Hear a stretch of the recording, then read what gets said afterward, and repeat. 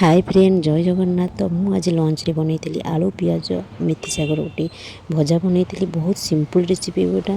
तो आलू पियाज आ मेथी साग को मुझे भाव में काटी देती। कढ़ई गरम कर तेल पकईकि लंका आ फुटण पकई फुटण फुटी सारा पर कटा पियाज को आड कर देती। पियाज टिके ब्राउन कलर हो गला मुझे आलू आड करी।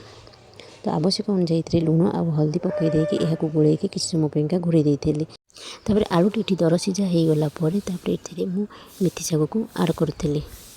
ये देखो मेथी साग आड कर देछि।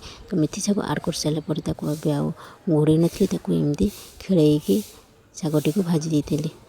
तापर मुझे किसी तेल आड कर देती जहाद्वारा साग आलूटी भल भाव सीझीज आ भजाटी बढ़िया भाव में भाजी हो। ये देखो मोर भजाटी बढ़िया भाव में भाजी हो जाइए। तो ये मोर लंच रेडी हो जाइए। तो आज मोर लंच होता भात आलू चारू बैगन तरकारी सांग को मेथी सागर भजा होता। जदि आपण मैंने मो भिडियोटी देखुं ताले मते सब्सक्राइब निश्चय करूँ। आ फेसबुक जब देखुं ताले मते फॉलो निश्चय करूँ। रखुची जय जगन्नाथ।